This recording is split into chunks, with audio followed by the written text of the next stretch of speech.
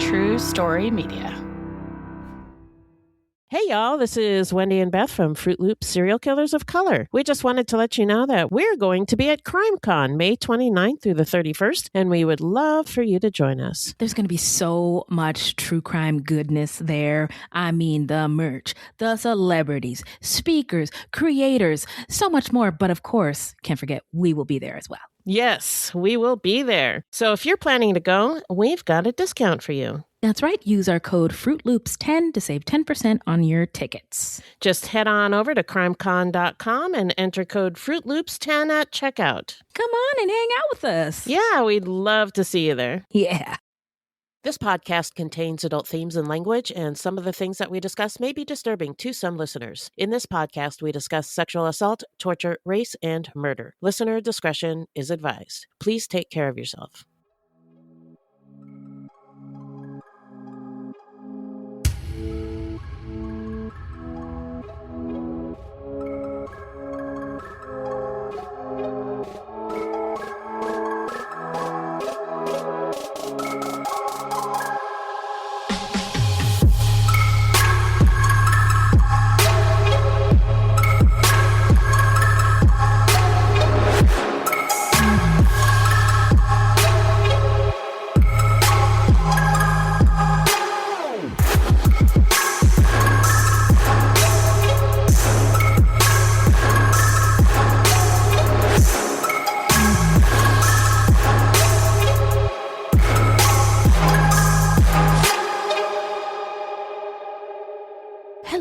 Welcome to Fruit Loops, Buiti Binafi, and Bienvenidos Bitches. Thank you so much for listening. Fruit Loops is a true crime, history, and comedy podcast that delves into the often overlooked stories of serial killers of color and, more importantly, the victims. We take deep dives into the lives and crimes of these killers worldwide, while also examining the history, culture, and social factors that may have influenced their actions. And the reason that we cover these crimes is because they often go unnoticed by the public. And why is that? Because in the simplest of terms, the news is racist. Allegedly. And we are Wendy and Beth. She's Wendy, a Black Latinx woman, and I'm Beth, and I just happen to be white. That's just a little piece of who we are. Another piece is that although we are both fascinated by true crime, really fascinated by true crime, and we know a lot about it, keep in mind that we are not journalists, investigators, or psychologists, and the opinions expressed in this podcast are just that, our opinions. Now, who are we talking about today, friend? Well, between 1985 and 1986 in San Diego, California, Bryan Maurice Jones murdered multiple women and disposed of their bodies in dumpsters, leaving a trail of fear and unanswered questions. This is episode 272, The Predator of El Cajon Boulevard. Well, before we get into the episode, how you doing? I'm all right. Not a whole lot to report, so that's good. I'm so jealous. I am so jealous. Yeah, how are you doing? I'm good, just busy. I just wanted to say thanks to everyone for your grace and understanding about having that cancel video club. It broke my heart to have to do it, and I felt like I was letting everyone down. So I'm just really grateful for the Fruities and for Beth as always. So when you're not feeling well, you're not feeling well, and it's better to, save it for another day. Yeah. Yeah, wise words. There she goes again, y'all. That's my friend. Thank you so much. Okay, so we're going to take a quick break, and then we'll get into the story when we come back. All right.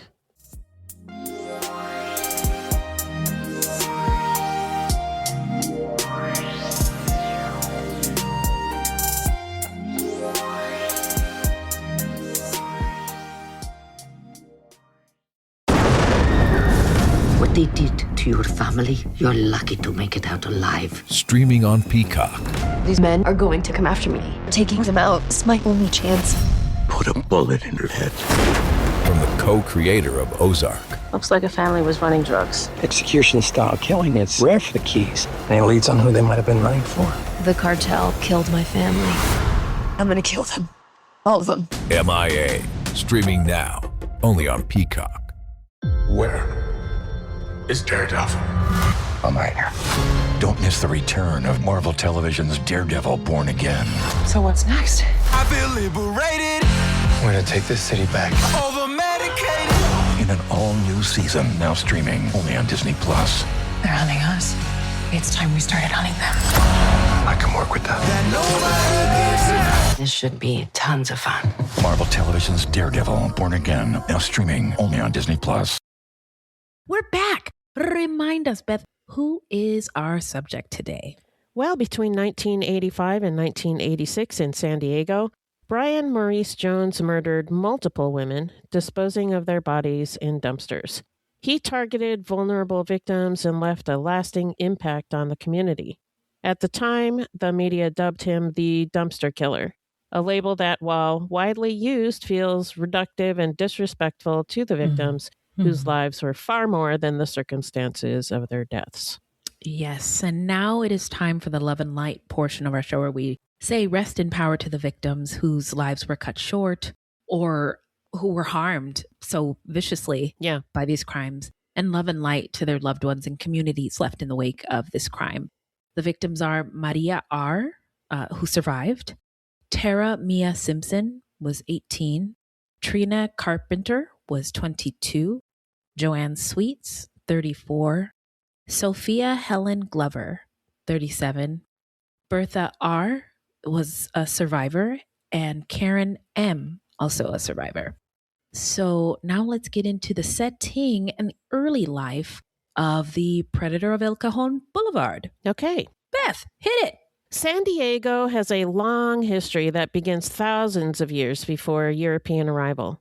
Indigenous peoples, particularly the Kumeyaay, lived in the region for at least 12,000 years, developing complex communities and cultural traditions tied to the land and coast. European contact began in 1542 with Juan Rodriguez Cabrillo's arrival in San Diego Bay, followed in 1602 by Sebastián Vizcaíno, who mapped the area and gave it the name San Diego.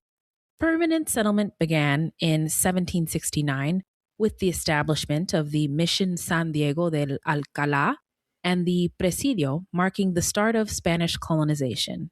After Mexico gained independence in 1821, San Diego became part of Mexican territory, but later became a part of the United States following the Mexican-American War in 1848. By 1850, with California's statehood, San Diego was designated the county seat, though it remained a relatively small and isolated town for decades. Hey, I gotta look something up because I heard that part of the dispute of the Spanish-American War or the Mexican-American War was Mexico was like, slavery's fucked up, get it out of here. And then America was like, no, we want to do it more in more places. Hang on a second. Okay, I think you're right, but I'm not 100%. I'm looking it up. Yes, significantly. It's complicated. And the full truth was largely suppressed in mainstream American history for generations. The short answer is the Mexican-American War was not exclusively about slavery, but the expansion of slavery was a central and driving motivation, particularly among Southern American politicians and slaveholders who supported it most enthusiastically. Of course. Yeah. So, I did not learn that part until I was 40. And now we're sharing it with we will you not guys. Forget. I hope. Thank you. Yeah. Fingers crossed. So, as San Diego began to grow in the late 19th century, especially with the arrival of the railroad in the 1880s, routes connecting the city to inland communities became increasingly important. One of the most significant of these was what would become El Cajon Boulevard. Originally a simple dirt wagon road known as El Cajon Avenue, it served as a primary eastward route linking San Diego to agricultural areas and rural settlements in East County. By the early 20th century, as automobiles transformed transportation, San Diego and El Cajon Boulevard evolved together. The road became part of the U.S. Route 80 in 1912, connecting San Diego to the rest of the country and accelerating commercial growth along its path. As the city expanded, fueled in part by military development, especially during World War II, El Cajon Boulevard emerged as a bustling commercial corridor. By the 1930s, El Cajon had been renamed from Avenue to Boulevard. And it's Ooh, in upgrade. Not sure why, but there you go. And its importance was celebrated with civic events like the 1937 Boulevard of Progress Festival. Wow. Wow. During the mid-20th century, as San Diego was rapidly growing into a major military and economic hub, El Cajon Boulevard reflected the era's optimism and car culture. That reminds me of Radiator Springs. Oh, yeah, how exactly. It used to be right in the cars and the people and the businesses. Yeah, exactly. And yeah, so El Cajon Boulevard became a classic American automobile strip lined with motels, gas stations, theaters, and drive-in restaurants. Fun fact, the first Jack in the Box opened there in 1951. I love me some Jack in the Box. Pioneering the drive-through model that would reshape the fast food industry. It wasn't the first to offer drive-through service, but it was the first to offer drive-through only. Wow. I didn't know that until we started researching this. Me either. I thought that was cool. a really fun fact Yeah, for very sure. Fun. Yeah. The Boulevard was also a cultural and social hub. President John F. Kennedy even traveled along it during a 1963 visit to San Diego, which highlights its prominence at the time. Certainly. However, as San Diego continued to grow, new infrastructure began to shift the city's dynamics. The construction of Interstate 8 in the 1950s and 60s redirected traffic away from El Cajon Boulevard, leading to economic decline along the corridor. Radiator Springs again. Yeah. As suburban development expanded and travelers bypassed older routes, businesses suffered, and by the late 20th century, when our story takes place, parts of the boulevard had fallen into disrepair. As buildings were left vacant and infrastructure deteriorated, El Cajon Boulevard gained a reputation for crime. In recent decades, the boulevard has experienced cycles of renewal and reinvention. Community efforts beginning in the late 20th century aimed to restore its identity and attract new investment. Today, El Cajon Boulevard is a diverse, multicultural corridor running through neighborhoods like North Park, City Heights, and Kensington, known for its mix of local businesses, restaurants, and ongoing redevelopment projects. Improvements such as dedicated bus lanes and new community facilities reflect a continued push toward revitalization while preserving its historic character.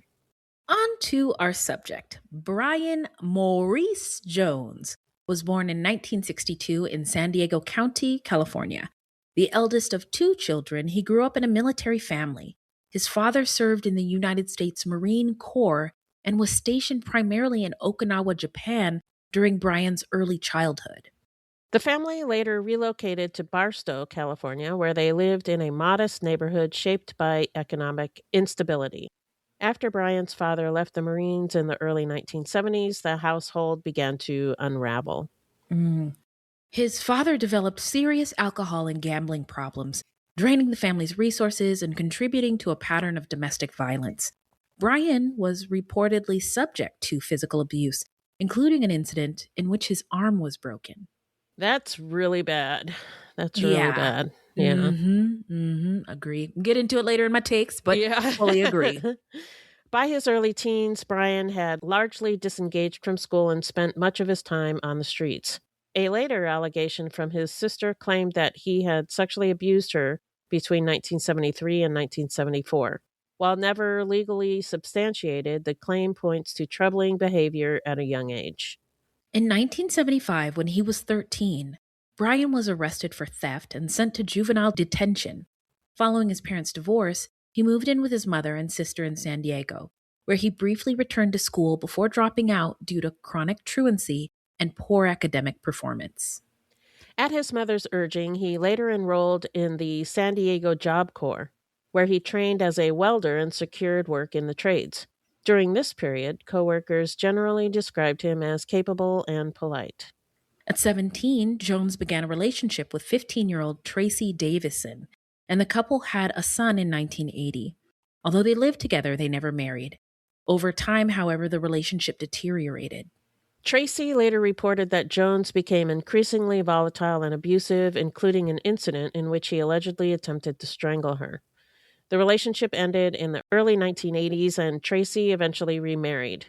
We're not sure what happened with the son, but he probably went with her, I would imagine.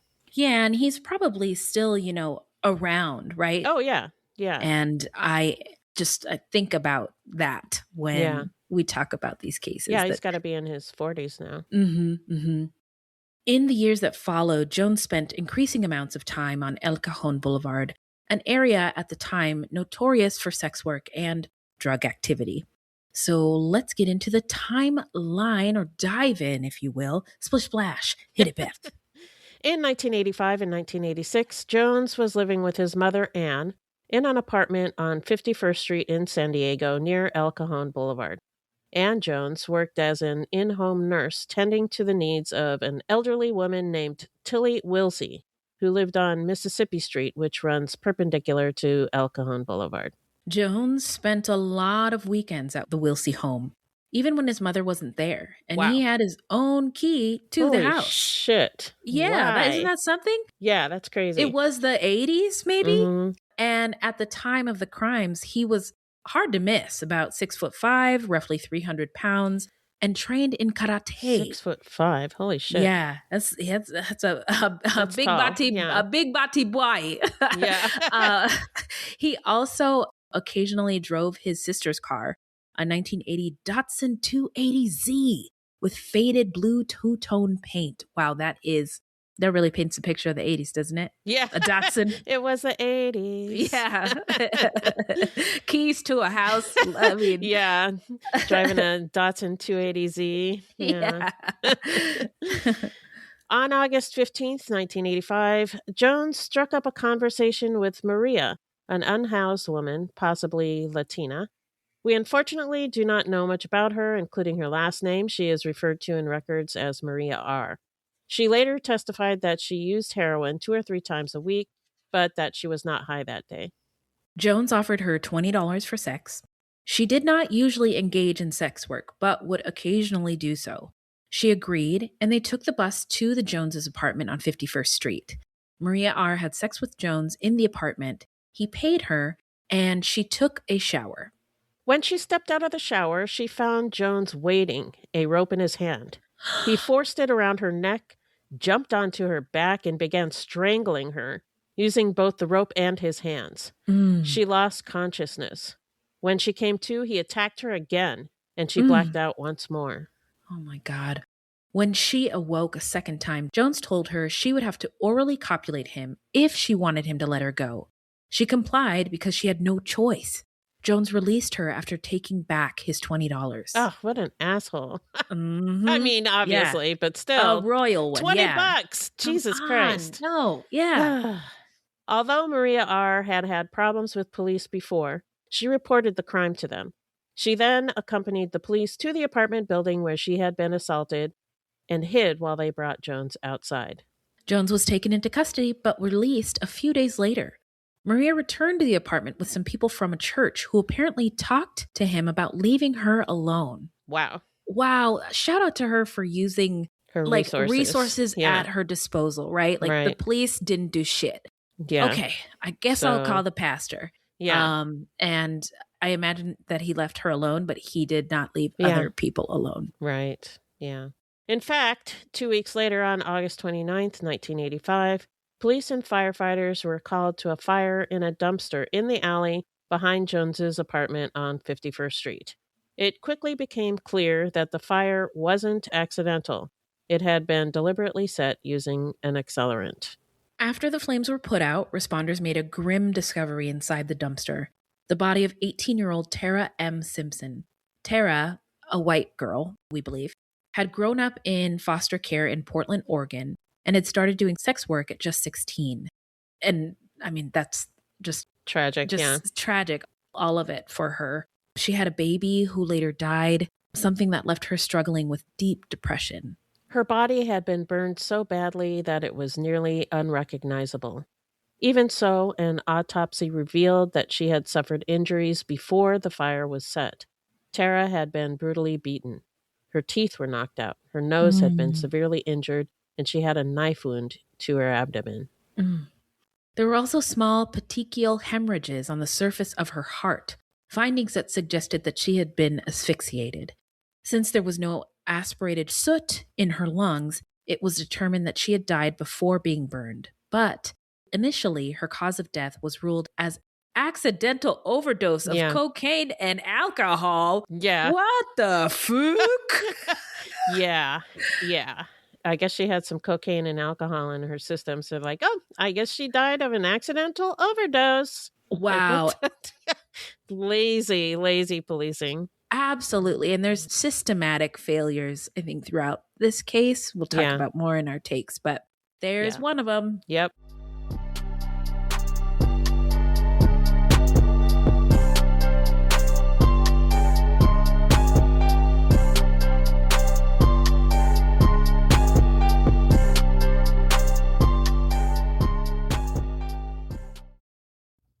It's time to bust out the tongs and enjoy USDA-certified tender steaks, juicy burgers, and more from Omaha Steaks.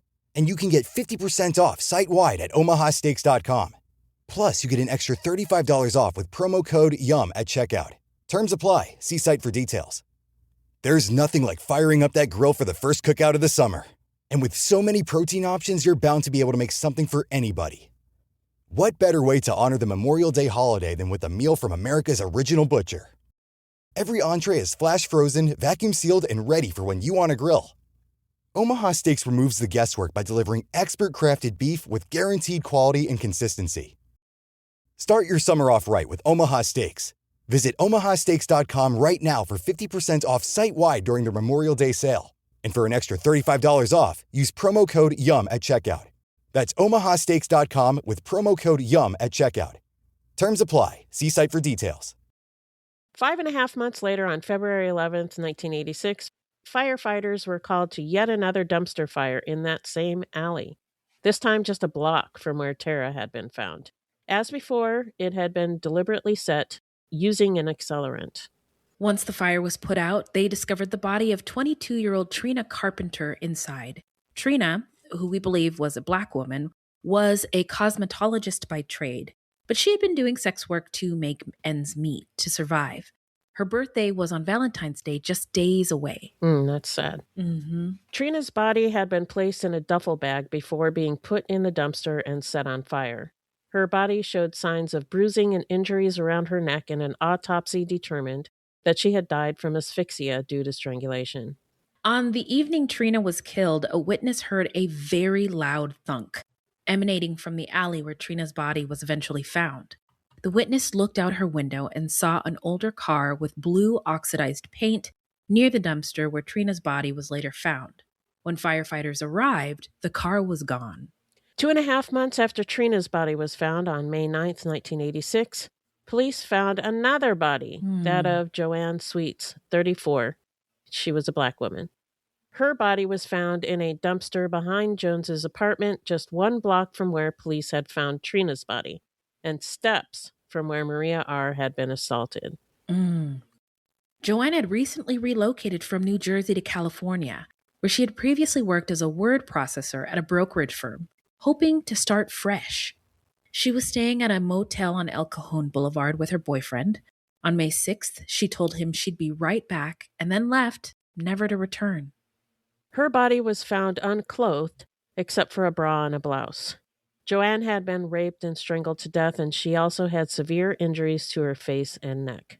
Joanne's body had been wrapped in a bedsheet and a mattress pad, and then placed in 2 plastic garbage bags sealed with masking tape.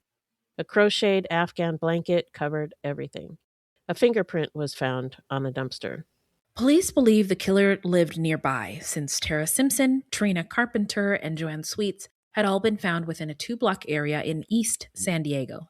The 3 victims had all been left in trash dumpsters, and 2 of them had been set on fire.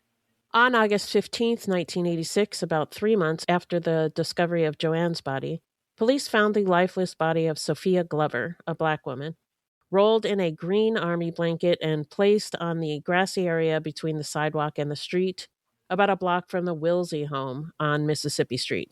It was one of Tilly Wilsey's neighbors who found Sophia's clothes neatly folded and stacked in a nearby alley. That's interesting that the clothes were folded neatly. Yeah. Sophia, a 37-year-old woman, had 3 children, ages 16, 12, and 4. The family lived with Sophia's mother in San Diego. Not much else is known about her. Her body bore severe trauma to the head, neck, and chest. Left around her neck was a blue and tan scarf that she wore to hide a tracheotomy scar from a previous accident. An autopsy determined that she had died of asphyxia due to manual strangulation. On October 16th, 1986, about 2 months after Sophia Glover was killed, Bertha R., another woman who we believe to be Black, whose full name was never revealed, was in a telephone booth. Wow. Yeah. Back in the 80s. Wow. Yeah. She was in a telephone booth on El Cajon Boulevard, looking up the address of a check cashing store so she could go cash a check. For all the young folks out there, telephone yes, thank booths, you. Yeah. Welcome to Culture Corner on the Culture 80s. Corner. Yeah. There used to be these things called telephone booths where you could use a payphone, but also they would have a phone book in there where you could look up phone numbers and addresses of any business that you wanted to, or people too. Yes. Oh my God. Remember that. Yes. Oh, and wow. Every 6 months or every year, you'd get a new phone one. Company would throw another book at your door. You'd just find them in front of your door. There they were. I know. Yeah. We used to have a cabinet full of them. Yeah. Yes. We would sit on them when we were little kids, so that we could, instead of like a booster seat, we'd sit on phone books. Yeah. What a time. Yeah. What a time.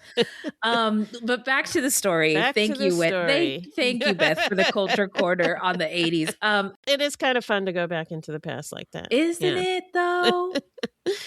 Bertha was employed as a cook and was not a sex worker, although, as we mentioned earlier, El Cajon Boulevard was a street where many sex workers worked. So she was at the phone booth. Jones pulled up in a faded blue Datsun 280Z, engaged Bertha in conversation, told her he knew the location of the check cashing office or place, and offered her a ride. Bertha thought he seemed nice, so she agreed, and he drove her to the store. The computers were down at the check cashing store. However, Jones suggested she hang out with him, and she agreed. He drove her to a home she later identified as the Wilsey home on Mississippi Street. Once inside, they smoked cannabis. As they sat on the sofa watching television, he asked her if it would be too forward if he asked her for a kiss. She declined the kiss.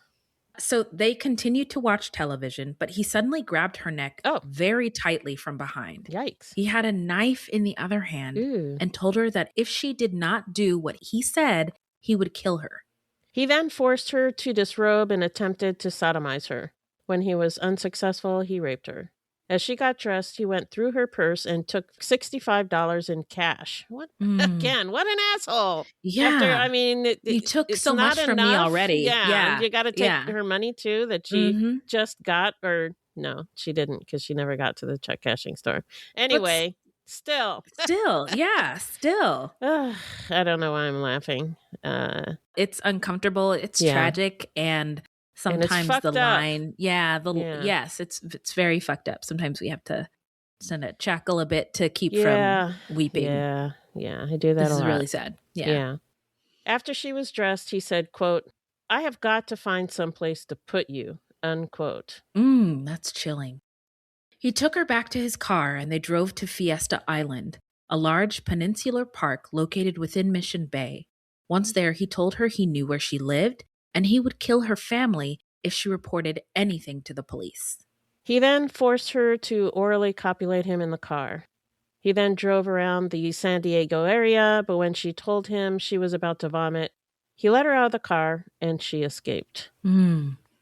I'm glad she escaped. Yeah. It's interesting, though, that he didn't kill her right away like he did the other women. There must have been something about her that he hesitated to kill her. Yeah. And also, did she really have to vomit, or was she just using it as a way to get him to stop it wasn't the car. clear, but it sounds like she was just using it as an excuse to get out of the car. Yeah, which... Yeah, smart. Yeah, shout out to Bertha. On October 20th, 1986, just 4 days after assaulting Bertha R., Karen M., who we believe to be a Black woman, was a sex worker who was struggling with addiction. She was on the street near 29th Street and Imperial Avenue when Jones pulled up in a blue-gray Datsun 280Z. He solicited her for a date and she agreed. Although her preference was to have a car date, Jones said he had a house and took her to the Wilsey house on Mississippi Street. Once there, she told him that she had a bottle of Jack Daniels and offered him some, so he went into the kitchen to get a glass while she disrobed. When Karen asked about her payment, he placed her in a chokehold from behind, completely lifting her off of the floor by her neck. He told her to do as he said or he would kill her. She was beginning to black out, so she agreed. After Jones released her from the chokehold, he forced Karen to drink a large glass of whiskey, which made her sick. She told him she would do whatever he wanted and pleaded with him not to hurt her. She then orally copulated him. He attempted to sodomize her, but was unsuccessful. Jones attempted several more sex acts and continued to force Karen to drink whiskey. She eventually passed out and was discovered by Tilly Wilsey's daughter-in-law, Marjorie, who had come to the house to clean up following her mother-in-law's death 2 weeks earlier. So it sounds like she died and then he was using the house That again is really fucked up. Yep. Yeah. This guy just takes and takes. You're right. Right. But there's, we'll get into it in the takes. Yes. So the police responded to the scene, and although Karen protested, she was arrested for burglary and sent to a detoxification center. She told police she had been raped, but they did not believe her. They did nothing. They did nothing. So now let's get into the investigation and the arrest. This must be a hefty section. Yeah. Considering what we've just discussed. Yeah. Oh, well, let's see. So in late October 1986, Jones was arrested for kidnapping and rape of Bertha R. He was convicted and transferred to the Corcoran State Prison to serve out his sentence. By September 1988, after the number of murdered women in San Diego reached over 30, a 12-member task force called the Metropolitan Homicide Task Force was formed to investigate. The number of victims eventually rose to 44. Yeah, and just a side note, this case was very little in terms of information and details. Yeah. But there's a lot of information about this San Diego murders. Of many women. And Jones is kind of just a footnote. Jones and his victims. He's just part of it. Yeah. So the task force eventually looked into a possible link between the murders in San Diego and the Green River killings in Seattle. Spoiler alert, there was no link. Eventually, 9 men were convicted. In 1989, a fingerprint expert joined the task force and took another look at the evidence in the Joanne Sweets case. Some of the masking tape had already been tested using crystal violet, a method used to reveal hidden fingerprints, especially on the sticky side of tape, but it hadn't turned up anything. The fingerprint found on the dumpster had never been identified, but using a new computerized system, the expert was able to match it to Jones. However, there was a problem. His mother's apartment was nearby, so it wouldn't have been unusual for him to have been around the dumpster, maybe just taking out the trash. It was a clue, but not enough to prove anything on its own. In 1992, investigators took another look at the garbage bags, evidence that had gone nowhere 6 years earlier when no usable fingerprints could be found. This time, they used a technique called vacuum metal deposition, which had been successfully used by the Royal Canadian Mounted Police. Wow. The Mounties. The Mounties. And yeah, shout out to new investigative tools to solve these crimes. So the process involved placing the evidence in a sealed chamber and creating a vacuum, then heating gold until it vaporized and settled onto the surface. Yeah. Vaporized gold. What? Yeah. I never imagined. And where fingerprints existed, the gold clung to the ridges. A second layer of zinc was added, sticking only to those gold-coated areas and creating a clear, high contrast image.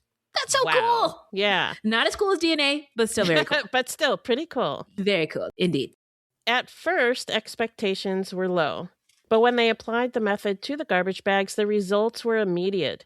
The fingerprints appeared and they matched Jones. Got him. And so on June 24th, 1992, representatives from the San Diego County District Attorney's Office visited Jones, now 30 years old, who was serving a 22-year prison sentence at Corcoran State Prison for the sexual assault against Bertha R. They informed him that he was being charged with 4 counts of murder, and he was taken into custody by investigators with the San Diego Metropolitan Homicide Task Force. So now, let's get into the trial. What the what, Beth? Well, his attorneys argued that the women's testimonies were questionable because they did sex work and struggled with drug addiction. So fucked up. Yeah. But not unusual for... Yes. Yeah, not unusual. You are correct. Unfortunately. And also that one of them suffered from anterograde amnesia, and I'm not sure which one that was. Jones and his mother also claimed that in August 1985, after his initial rape charges were dropped, Maria went to his apartment with 2 other women to apologize for falsely accusing him of rape. But the 2 other women were never identified. Yeah, and that never happened. Yeah, I don't think so either. But prosecutors did have a lot of physical evidence. Carpet fibers that were found on Joanne Sweets' blouse, the mattress pad, and the Afghan blanket matched the carpet in Jones's apartment on 51st Street. Through vacuum metal deposition, the cool process we just described, Yep. Police had Jones's fingerprints and one of his palm prints on the plastic garbage bags. They also had his fingerprints from the dumpster. Jones's sister told police that she was almost 100% sure her mother had crocheted the blanket found with Joanne's body, although she backtracked somewhat during trial. Genetic testing from the crime scenes involving Trina, Sophia, and Joanne revealed Jones's genotype.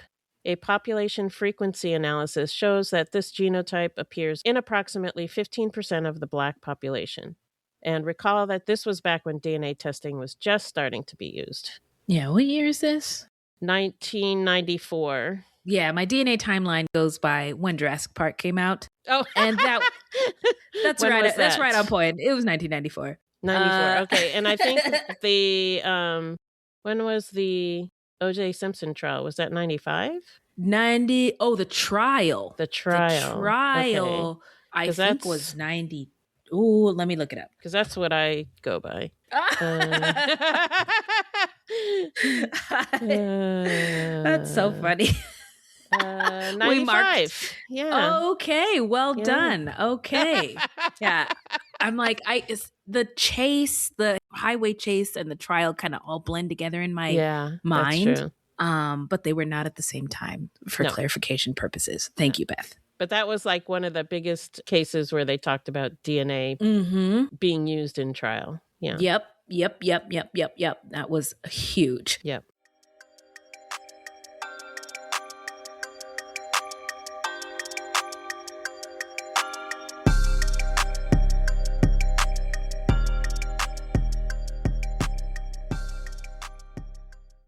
You tell yourself, no one wants your college-era band tees. But on Depop, people are searching for exactly what you've got. You once paid a small fortune for them at merch stands. Now, a teenager who calls them vintage will offer that same small fortune back. Sell them easily on Depop. Just snap a few photos and we'll take care of the rest.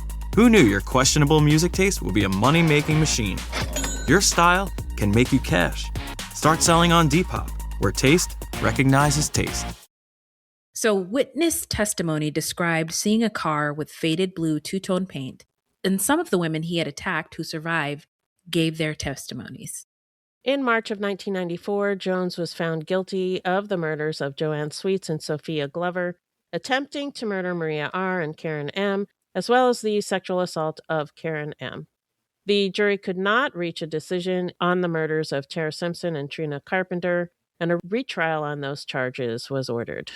On September 19th, 1994, Jones was sentenced to death. After the announcement of the verdict, the district attorney said that he would not have Jones tried on the remaining charges since he was already on death row. So now let's get into where are they now? Tell us, Beth. In 1990, mounting pressure from community groups and political activists led the city of San Diego to look into allegations of police misconduct tied to the murder of a sex worker named Donna Gentile. Donna had been killed just 5 weeks after implicating 2 local police officers in a high-profile vice and blackmail case. Friends and relatives of Donna told media outlets that a group of officers had coerced them into becoming informants and subjected them to sexual harassment. This investigation ultimately led to one officer's demotion and another's dismissal. But what about the lawsuits? Anybody sue these people? I don't know. The Metropolitan Homicide Task Force was assigned to lead the investigation into police corruption, as well as continuing efforts to investigate the string of murders of sex workers in San Diego. Both investigations were plagued by secrecy, paranoia, and a lack of focus. I think they asked too much. They split these officers. They weren't talking to each other. And it just kind of messed the whole thing up. It got messy. Yeah, it got very messy. Unfortunate for the victims. The task force came under scrutiny in 1991 and was disbanded the following year. So it didn't work out. Investigators reported that 26 murders had been quote unquote solved, though not all of those cases resulted in prosecutions, as some lacked sufficient evidence to support criminal charges. Bryan Jones is currently incarcerated at the California Healthcare Facility in Stockton, possibly as part of the Condemned Inmate Transfer Program, a California initiative launched in 2024 that moved death-sentenced inmates out of the segregated death row units at San Quentin and into the general population at other high-security state prisons. He is 63 years old. All right. Well, now we're going to get into our takes from this case, our spicy hot takes, and what we think sort of led the people in this story to what we think about the case. Okay. I'm having trouble. Struggling. My brain isn't working. What go ahead, Beth. What do you think? Snap? What made him snap? Yeah. And our takeaways. Yes. Come on. Well, he grew up in a really unstable and abusive environment, which likely had a big impact on him. If you're raised around violence and addiction, you don't always learn healthy ways to cope with anger and stress. And it doesn't sound like he had much support to help him figure it all out. Yeah. And then being sent to juvenile detention at the age of 13 probably didn't help either, especially if there wasn't much focus on rehabilitation or guidance. Right. I don't know what that looked like there. So yeah, there and in the 80s. In the 80s, yeah. And even though he learned a trade and was able to work, his lack of education and rough upbringing probably made it harder for him to build a stable life. There are also reports that he was abusive in his relationships. There was the woman that he had a child with, and she said he choked her. And it suggests those anger and control issues didn't go away. Also, he killed people. Yes. Great point. Thanks for saying that. Did not go away. I also think it's interesting that he did not have his own place. He lived with his mother. He used the lady Tilly Wilsey's house to rape and murder women. And he didn't have a car. He borrowed his sister's. And all of that suggests some parasitic behavior, which is one of the hallmarks of psychopathy. Really? Yeah. That kind of parasitic behavior. What? Yep. Parasitic behavior. So just leeching off people. Off of people. Yeah. And using. Yep. Oh my God, Beth. I'm sorry. I have to do this. If it's inappropriate, forgive me. Oh my God. And I didn't turn it on live. Oh no. Disaster. I'm ruining your takes. Here, let me try it again. Here you go, Beth. Yeah. Wow. Yeah. Thank you for putting a word to what I was thinking about. Yeah, you had mentioned it. So, yeah, how he was taking. Yeah.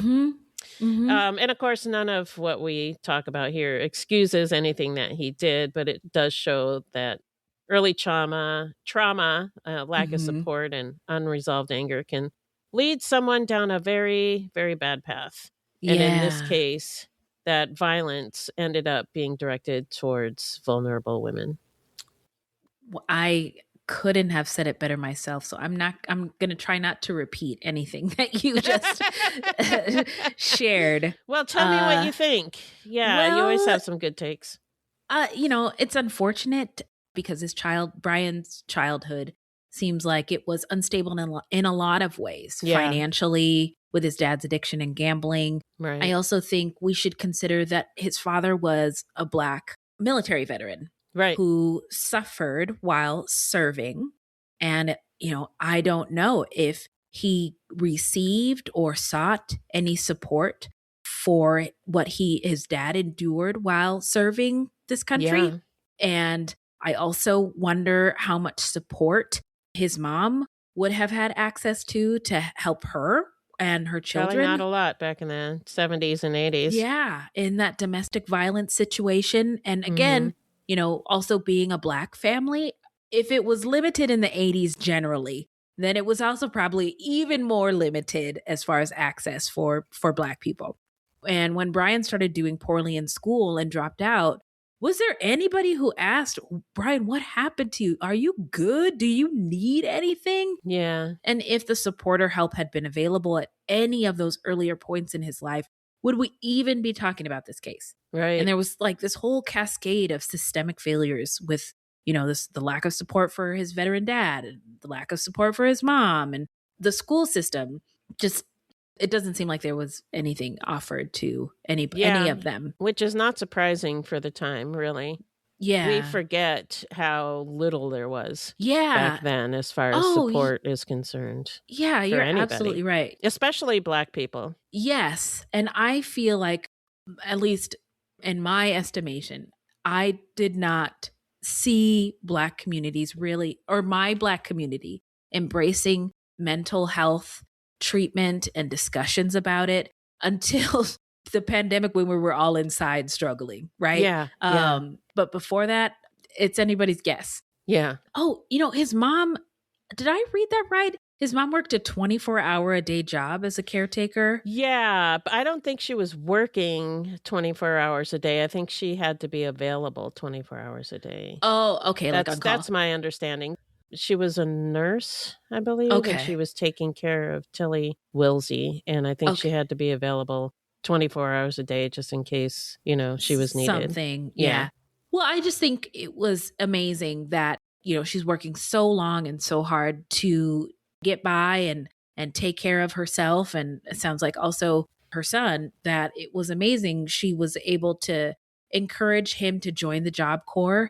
Yeah, that was a good idea, Yeah. So I want to give her credit for that. Yeah. And it also seems like he was specifically targeting Black women and vulnerable women in the area engaged in survival work, sometimes unhoused, but the victims were under-resourced, which again made them vulnerable. Yep. And there were not many records honoring the women as human beings.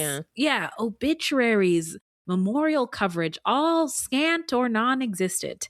And this is tragically too common for victims like the ones we learned about with this case. And then there were the 3 victims who survived, and the perp's defense lawyers saying women's testimonies were unreliable since they were drug addicts and prostitutes, quote unquote, but they were still human beings. Yeah. What the fuck? Due to their circumstances, they were seemed like they were disposable by pretty much everyone and every system that they faced, justice system included. The police knew about Maria R. and did nothing to pursue Jones for what he did to her until after the murder charges, which is, it's gross. Yeah. And then the I think Karen was charged with a crime after she reported a crime. It's insane. Yeah. And another piece of evidence that the criminal legal system is not set up to help Black people, and especially not set up to help Black women. Right. And it's not easy for victims to come forward. And I wonder if it hadn't been for those survivors who did and testified, I wonder if he would have ever been identified and convicted. I know that there was the cool gold fingerprint stuff. Great. But would there be convictions without these brave women's testimony? Yeah. And so just shout out to them. And we cannot forget that these victims were real human beings And even though there wasn't much information about them, we know that they were someone's child, friend, sister, mother, community member who did not deserve what happened to them. And then also a couple of additional notes. This was the 80s. Yes. No mention of crack in the sources. Oh, you're right. Isn't that weird? There was mention of cocaine. Okay. Several of the victims had cocaine in their system, and I didn't think it was worth mentioning except for the one where they claimed that she overdosed. Yeah. I mean, but and maybe nobody if said the story, crack, though. Yeah, no mention of it. Just an interesting thing I noticed. Yeah. Also, some of the people involved in the story might still be around, like Jones's some of the surviving son, victims, some of the surviving victims. Yeah. His sister. Mm-hmm. And then I thought about the severity, like the carnage inflicted upon the murder victims. And it was so severe from what I read. Yeah. It seemed like overkill. I just wonder, like, rage. He just must, full of rage. Full of rage. And I guess we can see the explanations as to why he got there. Yeah. But it's just something that I noticed. Yep. And so, Fruities, that's it for the story. You let us know what you think of the story. What are your hot, spicy takes? What do you think made this guy snap? What do you think about the entire case? And you know where to find us. All right, Beth, where can the people find us? Our website is fruitloopspod.com, and we use Fruit Loops Pod for all of our social media. The footnotes for each episode can be found on our website. Plus, check it out for the different ways that you can support the show. You can also join us on Patreon, where we have hundreds of hours of bonus content. You can also support us by supporting our sponsors, or by giving us a 5-star review. 5 stars only, please. Don't forget to subscribe. That's right. Now, this is a weekly podcast, and episodes drop on Thursdays. So until next time, look alive, y'all. It's crazy out there.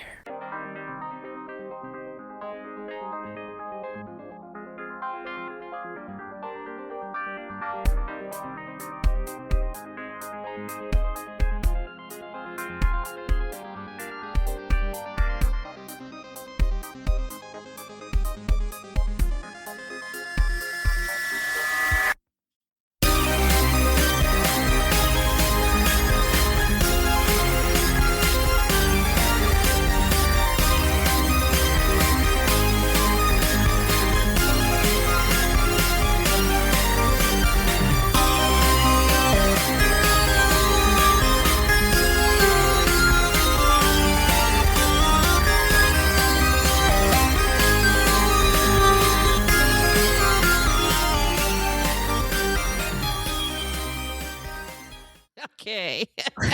I like it. I like it too. All right. We're on to the show. On to the show. This is it. Hello? Can you hear me? Ah, shit. Hello? I lost you. Can you hear me? Hello? Maybe I'll just wait a minute and it'll come back. Beth, come back. Beth, come back. Oh, it's me. My stupid internet. Ugh. Hello? Hello? Hi. Loud and clear. Hi. Hi. I don't know what happened. That's okay. I'm parched. One moment. You ought to have something to drink. Oh, I gotta hydrate.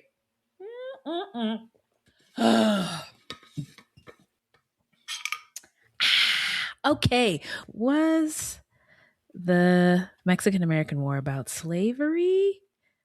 Question mark? Come on. No service. It's like the internet doesn't. Oh, working on it. Yeah. I'm forgetting more and more as I get older. So samesies. Fuck you, perimenopause. Yeah. Scroll down, Wendy. East San Diego. Why can't I talk? Thank you, Beth, for the culture corner on the 80s. So Bertha thought it's mine. Oh, what the heck? Sorry. Screw That's me. Okay. Got too excited about phone. Yeah, phone booths. You're right. Yeah, I do that every time. Go ahead. It Frank. is kind of fun to go back into the past like that. Isn't it though? Sorry, I had a burp. Oh, more burps. Whoops, my bad. Excuse me. I'm like, what word is that? Oink quote had been. All right, we did it. All right, we did it. 10 o'clock on the dot. On the dot. Yeah. Success. Success. Right. Time for you to go to bed. My friend. Okay, you as well. Okay, night. I'll get the audio in the drive. Because it's so late. Oh, well, I've already showered. All I have to do now is brush my teeth and hop into bed. Off you go. So thank you, friend. Love you. Love Bye. you too. Also, Bye. thanks, Minnie. Ryan Reynolds here from Mint Mobile. I don't know if you knew this, but anyone can get the same premium wireless for $15 a month plan that I've been enjoying. It's not just for celebrities. So do like I did and have one of your assistants switch you to Mint Mobile today. I'm told it's super easy to do at mintmobile.com/switch. Upfront payment of $45 for 3-month plan, equivalent to $15 per month required. Intro rate first 3 months only, then full price plan options available. Taxes and fees extra. See full terms at mintmobile.com.